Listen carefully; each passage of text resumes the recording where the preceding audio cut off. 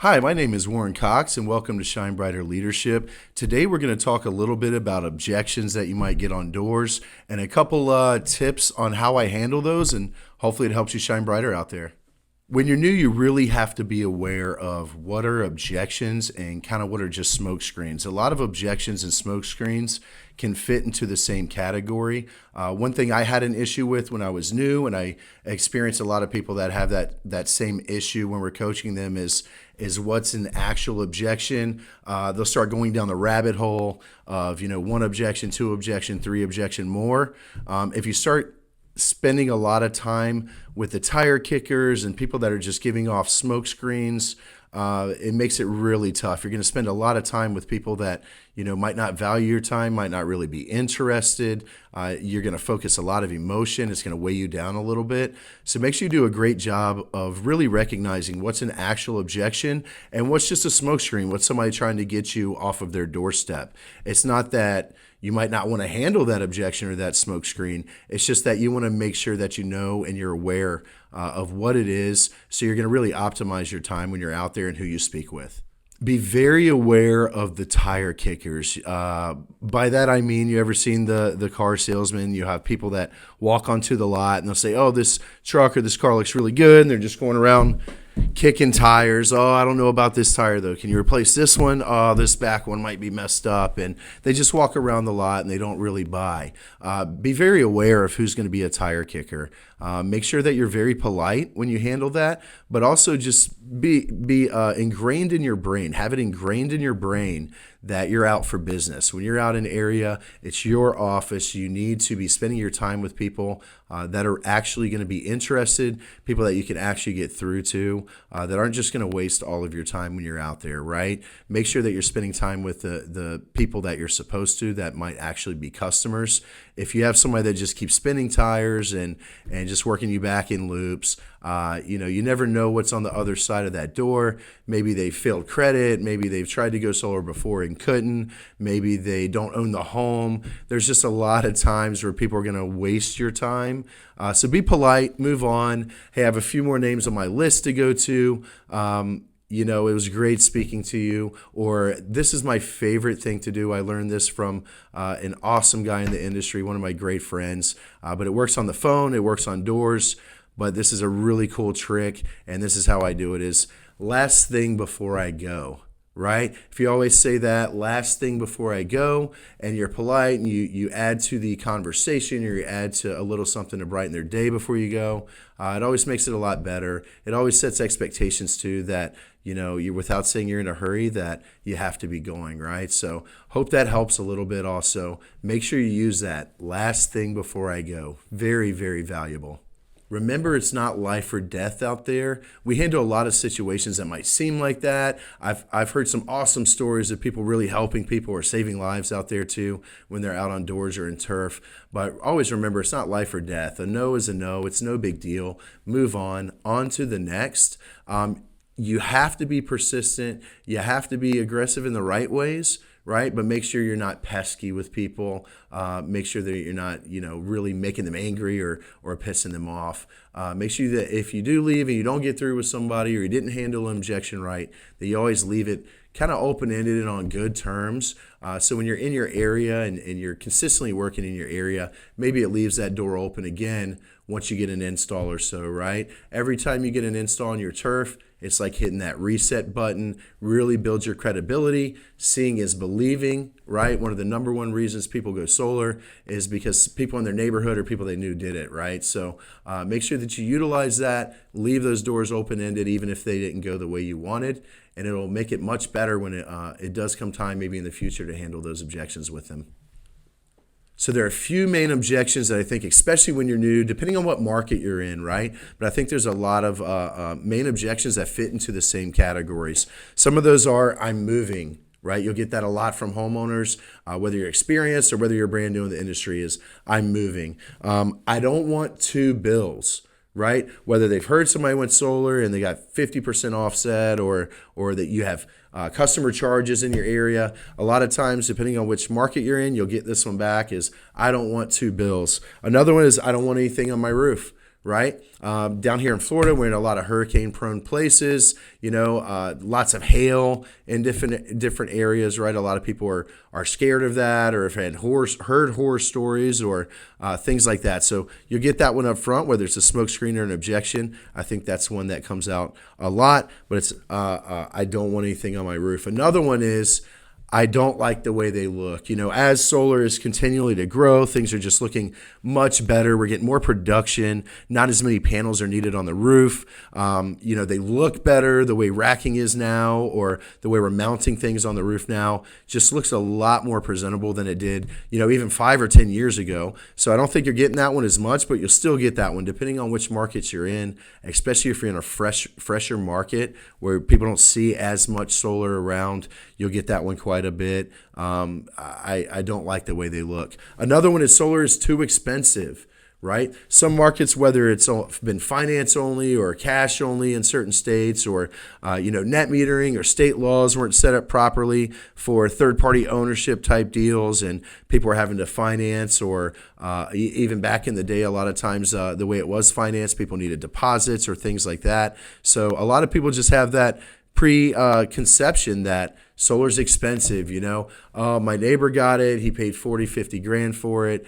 He's rich. I don't have that kind of money, right? So that's just a misconception there, but you'll get that one a lot on doors as an objection. Solar is just too expensive. Another one is force majeure, wind, hail, hurricanes. No matter where you're at, people worry about that, especially if it's on its roof. Like I said, a lot of the things fall into the same category. So especially if it's on their roof, a lot of times that might be the main objection that people are worried about, is force majeure, what happens if a storm comes through. So be prepared for some of these. I think, like I said, most of these kind of fit or fall into these same categories, and you can kind of handle them in the same way, especially if you're new, you don't have quite as much experience. You're going to want to find ways to handle these objections almost in the same format. Find structure to your objection handling almost the same way that you have structure in your pitch. Be ready for these responses, know when you're going to get them in your pitch, and make sure that you have a little bit of structure to those as well, and that you're fully prepared in how to answer those. These are a couple things that work for me. So when I get an objection, whether it's I don't want anything on the roof, or I'm moving, a lot of times I'm going to handle these the same way. But first and foremost, I'm going to make sure that I really get to the bottom of what that objection is, or whether or not it's a smoke screen. The best way that works for me is I ask a lot of follow-up questions. If someone says, I don't want anything on my roof, my default when I was new was to go right to pitching our warranties and kind of sell the warranties on the job. For me, that doesn't work so well. I like to be a little more open about it, try to feel out if it's a smokescreen or a real objection or a real worry from someone. So I like to ask a lot of follow-up questions. I've learned lessons the hard way also in homes. I've pitched people on the warranties and the roof warranties and leak protection and all these cool things about the roof and what we offered for the roof. But the reality was, I had a homeowner that had a family member in the home that was hooked up to medical equipment, and they couldn't risk anything leaking. So even though there were warranties or things like that to cover the homeowner, that really wasn't their concern. And the reality was, I could have just showed them a design on the opposite side of the house, and they probably would have been still super excited to go solar. But instead, I lost that deal. So that's what I mean by asking follow-up questions. Make sure you dig to the heart of it. Mr. and Mrs. Customer, what are your main concerns about the roof? What have you heard about it? And then you can get on to kind of proactively going about that objection as well. That's why my pitch is set up a lot in the way it is. It's so I can proactively kind of open up these questions about the roofing, about the roof, whether it's new and they're worried about making sure that they have a warranty on their new roof, or how it's going to be installed and what type of equipment you use, or if it's something where the roof might be older and they want to make sure that you're going to give them rafter upgrades or whatever's needed before solar, right? So I want to make sure that I really dig down to what that actual concern is, or whether it's just a smoke screen for me to move on, right? One of the coolest techniques that I learned when I was new that was just of utmost value to me it's been around for quite a while, is the feel, felt, found technique. I think when you're new, you want to get scattered on how to handle all these different objections, and it's really easy to get concerned and spread out and really spread thin on a million different objections and a million different questions. If you kind of hone in on just a few and you use a set technique and a set structure, I think you'll be a lot more successful, especially if you're kind of new and inexperienced. And as you grow and you get more experience, sometimes you'll still use these techniques, but it'll be in a little different way. You won't have to use these same words. You can do a little more question-based style selling. But one that worked best for me was the feel, felt, found technique, the triple F technique.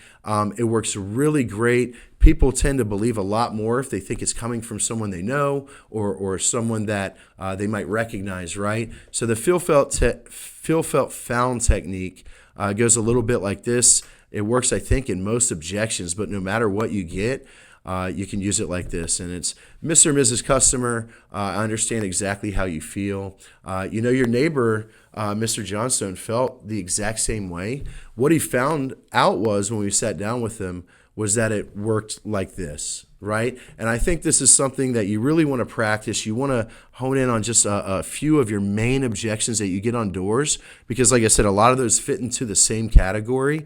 And this is a really easy technique when you're new to be able to practice with. And I think it's very effective, right? You don't necessarily have to use those words, feel, felt, found, until you really get good and you're pretty fluent with your pitch and your objection handling.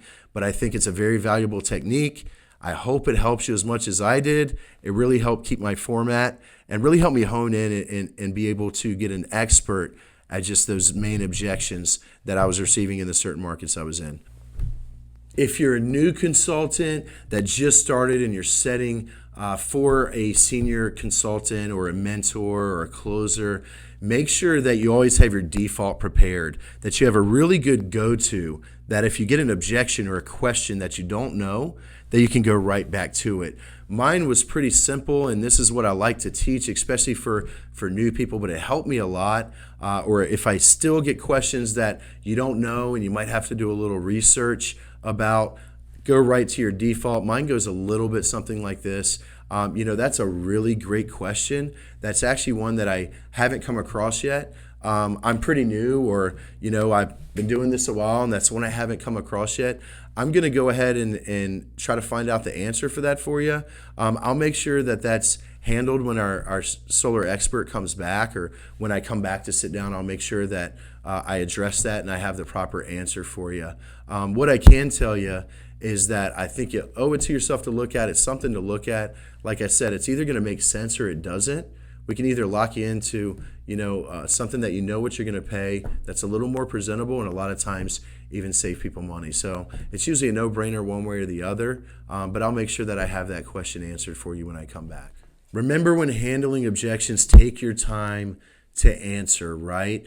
Don't just spit something out, especially if you don't know the answer, right? You kind of want to go to your default that you don't know, and you'll find out. But make sure that you take time to answer. There's been a lot of different studies done on how time relays in people's brain, right? So normally when we ask someone a question and we're waiting for a response, we tend to give people a lot more time before we feel it's uncomfortable than we give ourselves. So if someone asks me a question, I'm going to start to feel a lot more uncomfortable if I don't answer right away. That's our nature. That's our default format as human beings normally, is to almost respond immediately, or it feels uncomfortable for us. But the reality is, when we ask people questions and we're giving them time to respond, we're giving them a lot more time to respond before we think it's uncomfortable, right? So remember that. Take your time. Think about what the main question is, or what the concern is, and how you're going to answer that properly, right?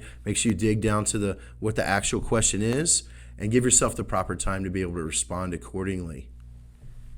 Here's a few tips and takeaways. Practice, practice, practice, right? practice with people, practice with your team. One of the coolest things I've ever seen done is volleyball. Take a volleyball or a soccer ball. You can write down different objections, have your team and your coworkers or your friends write down different objections that you might experience on doors. Write them down on the different patches, the different sections of the ball, and then toss it around amongst yourselves, right?